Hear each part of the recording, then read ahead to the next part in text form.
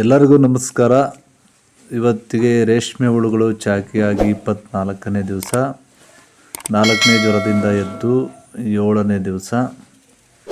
7ನೇ ದಿವಸ ಹುಳುಗಳ ನಿರ್ವಹಣೆ ಹೇಗೆ ಅಂತಕ್ಕಂಥ ಮಾಹಿತಿಯನ್ನು ನಿಮಗೆ ಈ ವಿಡಿಯೋದಲ್ಲಿ ತೋರಿಸ್ಕೊಡ್ತಾ ಇದ್ದೀನಿ.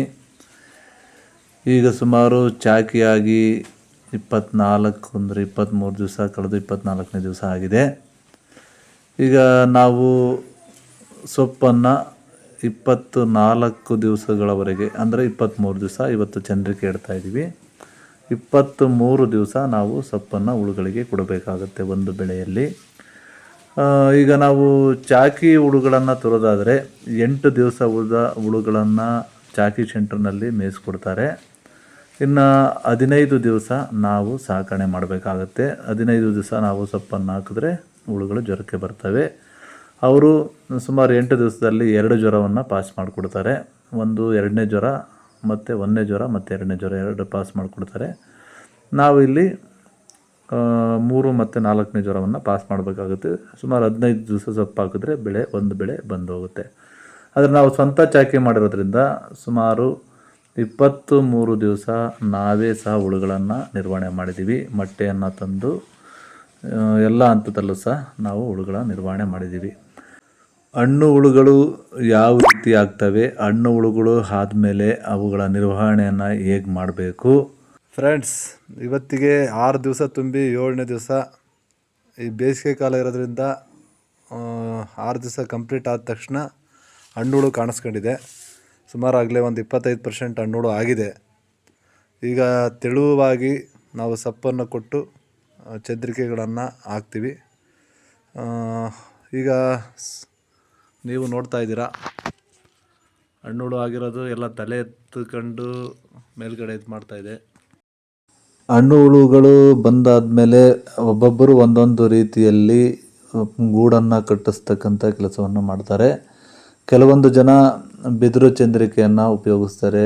ಇನ್ನು ಕೆಲವಷ್ಟು ಜನ ಪ್ಲಾಸ್ಟಿಕ್ ಚಂದ್ರಿಕೆಯನ್ನು ಉಪಯೋಗಿಸ್ತಾರೆ. ಇನ್ನೂ ಕೆಲವು ಜನ ರೋಟ್ರಿ ಚಂದ್ರಿಕೆಗಳನ್ನು ಉಪಯೋಗಿಸ್ತಾರೆ. ಈ ಹೈಬ್ರಿಡ್ ಗೂಡು ಆಗಿರೋದ್ರಿಂದ ಇದನ್ನು ಭಾಳ ಚೆನ್ನಾಗಿ ಗೂಡು ನೂಲು ಯಾವುದೇ ಕರೆ ಗೂಡು ಇರದೇ ಇರೋ ರೀತಿ ನಾವು ಚೆನ್ನಾಗಿ ಗೂಡನ್ನು ಕಟ್ಟಿಸ್ತಕ್ಕಂಥ ಕೆಲಸವನ್ನು ನಾವು ಮಾಡಬೇಕಾಗತ್ತೆ. ಹುಳು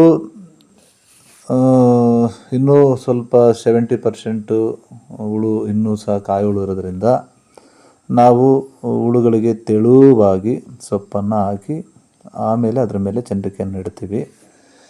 ಈಗ ಭಾಳಷ್ಟು ಜನ ಕೆಲವ್ರು ಏನು ಮಾಡ್ತಾರಪ್ಪ ಅಂತೇಳಿದ್ರೆ, ಒಂದು 15% 20% ಇದ್ದಿದ್ದಂಥ ಹಣ್ಣು ಹುಳುಗಳನ್ನು ಆಯ್ದು ಒಂದು ಬಿದಿರು ಚಂದ್ರಿಕೆಯಲ್ಲಿ ಆಯ್ದು ಅದನ್ನು ಬೇರೆ ಕಟ್ಟಿ ಅದರ ಮೇಲೆ ಇನ್ನು ಉಳಿದಿದ್ದ ಹುಳುಗಳು ಹಣ್ಣಾದಮೇಲೆ ಅದರ ಮೇಲೆ ಚಂದ್ರಿಕೆಯನ್ನು ಇಡ್ತಾರೆ.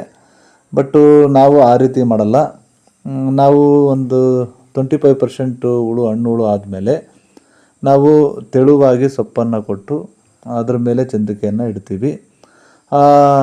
20% 15ರಿಂದ 20% ಆಗಿರ್ತಕ್ಕಂಥ ಹಣ್ಣುಗಳು ಮೇಲ್ಗಡೆ ಬಂದು ಚಂದ್ರಿಕೆಯಲ್ಲಿ ಗೂಡನ್ನು ಕಟ್ಟುತ್ತೆ. ಇನ್ನೂ ಒಂದು 75% 80% ಇರತಕ್ಕಂಥ ಕಾಯಿ ಹುಳುಗಳು ಸೊಪ್ಪನ್ನು ತಿಂತವೆ. ಅವು ಸಹ ಹಣ್ಣಾದಮೇಲೆ ಮೇಲೆ ಹತ್ತುತ್ತವೆ. ನಾವು ಯಾವಾಗಲೂ ಸಹ ನಾವು ಪ್ಲಾಸ್ಟಿಕ್ ಚಂದ್ರಿಕೆಯನ್ನು ಯೂಸ್ ಮಾಡ್ತೀವಿ. ಪ್ಲಾಸ್ಟಿಕ್ ಚಂದ್ರಿಕೆಯನ್ನು ಯೂಸ್ ಮಾಡೋದು ಅತಿ ಈಸಿಯಾದ ಕೆಲಸ. ಒಂದು ಟೈಮು ನಾವು ಸೊಪ್ಪನ್ನು ಕೊಟ್ಟಷ್ಟು ಸಮಯ ಪ್ಲಾಸ್ಟಿಕ್ ಚಂದ್ರಿಕೆ ಯೂಸ್ ಮಾಡೋದರಿಂದ ಟೈಮು ವಿನಿಯೋಗ ಆಗುತ್ತೆ. ಆದರೆ ನಾವು ಬಿದಿರು ಚಂದ್ರಿಕೆ ಮತ್ತು ರೋಟ್ರಿ ಚಂದ್ರಿಕೆಯನ್ನು ಬಳಸ್ತಕ್ಕಂಥದ್ದು ತುಂಬ ಲೇಬರ್ಗಳು ಸಹ ಜಾಸ್ತಿ ಬೇಕಾಗುತ್ತೆ. ಆದರೆ ಗೂಡು ಪ್ಲಾಸ್ಟಿಕ್ ಚಂದ್ರಿಕೆಯಿಂದಲೂ ಸಹ ಒಂದು ಕ್ವಾಲಿಟಿ ಆಗಿರ್ತಕ್ಕಂಥ ಗೂಡು ನಮಗೆ ಸಿಗುತ್ತೆ. ನಾವು ಆಲ್ಮೋಸ್ಟು 90% ನಾವು ಬಿತ್ತನೆ ಗೂಡು ಮಾಡೋದ್ರಿಂದ ನಾವು ಪ್ಲಾಸ್ಟಿಕ್ ಚಂದ್ರಿಕೆಯನ್ನೇ ಬಳಸ್ತೀವಿ. ನಮಗೆ ಒಳಗಡೆ ಇರತಕ್ಕಂಥ ಪೀಪ ಅದು ತುಂಬ ಇಂಪಾರ್ಟೆಂಟು. ಮೇಲ್ಗಡೆ ನಾವು ನೂಲಿಗಿಂತಲೂ ಸಹ ನಾವು ಒಳಗಡೆ ಇರತಕ್ಕಂಥ ಪೀಪಕ್ಕೆ ನಾವು ತುಂಬ ಆದ್ಯತೆಯನ್ನು ಕೊಡಬೇಕಾಗತ್ತೆ ಬಿತ್ತನೆ ಗೂಡಲ್ಲಿ.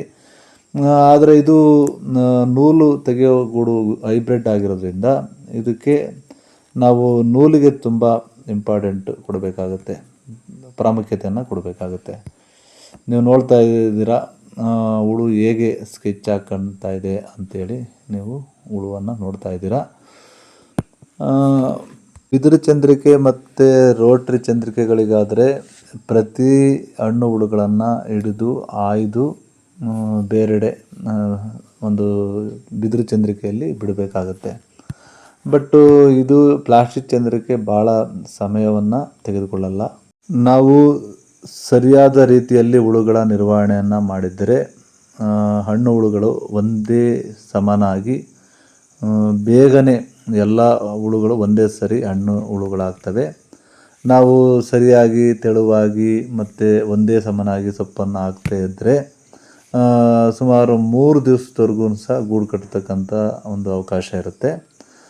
ನಾವು ಸರಿಯಾದ ಪ್ರಮಾಣದಲ್ಲಿ ಹುಳುಗಳ ನಿರ್ವಹಣೆ ಮಾಡಿದ್ರೆ 1 ಅಥವಾ 2 ದಿವಸದೊಳಗಡೆ ಗೂಡನ್ನು ಕಟ್ಕೊಳ್ಳುತ್ತೆ. ಅದೇ ರೀತಿ ಹುಳುಗಳಿಗೆ ನಿರ್ವಹಣೆ ತುಂಬ ಇಂಪಾರ್ಟೆಂಟ್ ಆಗಿರುತ್ತೆ. ಮತ್ತು ಬೇಸಿಗೆ ಕಾಲ ಆದ್ರೂ ಸಹ ಗೂಡನ್ನು ಬೇಗ ಕಟ್ಕೊಳ್ಳುತ್ತೆ.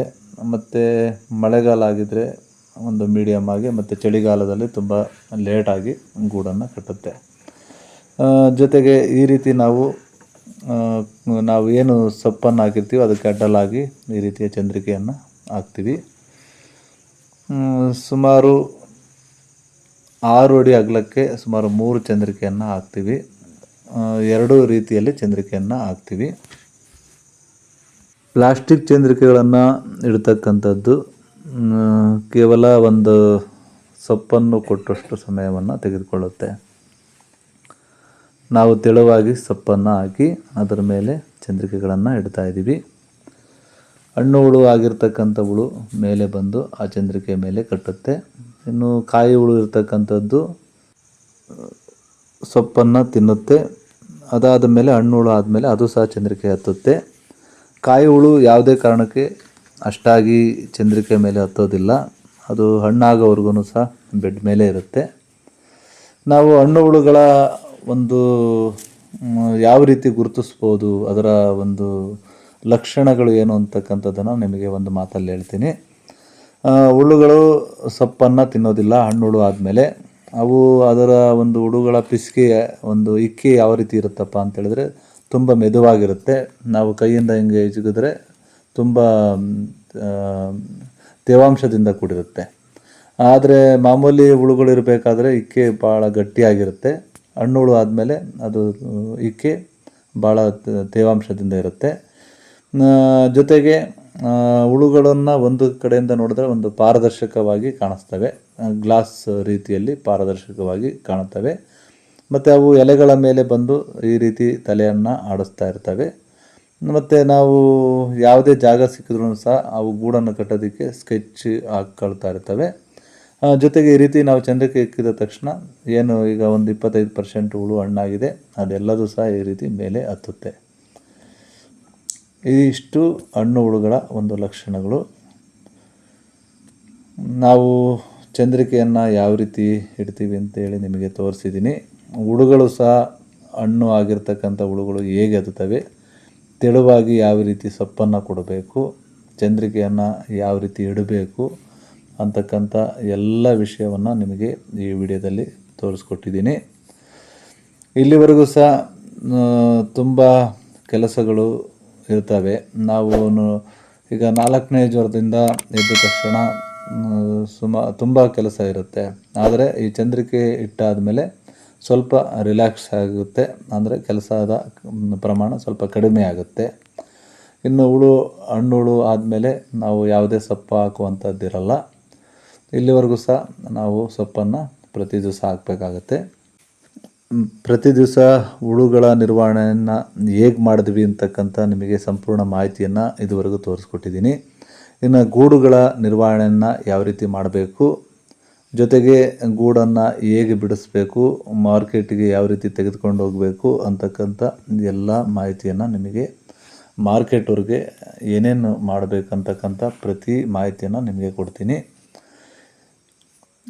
ಚಂದ್ರಿಕೆಯನ್ನು ಯಾವ ರೀತಿ ಇಡಬೇಕು ಅಂತಕ್ಕಂಥ ಮಾಹಿತಿ ನಿಮಗೆ ಸಂಪೂರ್ಣವಾಗಿ ತಿಳಿದಿದೆ ಅಂತೇಳಿ ತಿಳ್ಕೊಳ್ತಾ, ನಿಮಗೆ ವಿಡಿಯೋ ಇಷ್ಟ ಆದರೆ ಲೈಕ್ ಮಾಡಿ. ಜೊತೆಗೆ ನಿಮಗೆ ಯಾವುದೇ ವಿಚಾರಗಳಿದ್ದರೂ ಸಹ ಕಮೆಂಟ್ ಮಾಡಿ. ಜೊತೆಗೆ ನಿಮ್ಮ ಸ್ನೇಹಿತರಿಗೂ ಸಹ ಶೇರ್ ಮಾಡಿ ಅಂತ ಹೇಳ್ತಾ, ಇದುವರೆಗೂ ವಿಡಿಯೋ ನೋಡಿದಂಥ ನಿಮ್ಮೆಲ್ಲರಿಗೂ ಸಹ ಧನ್ಯವಾದಗಳು. ನಮಸ್ಕಾರ. ಮತ್ತು ನಾಳೆ ಮತ್ತೊಂದು ವಿಡಿಯೋದೊಂದಿಗೆ ಭೇಟಿಯಾಗೋಣ. ನಮಸ್ಕಾರ.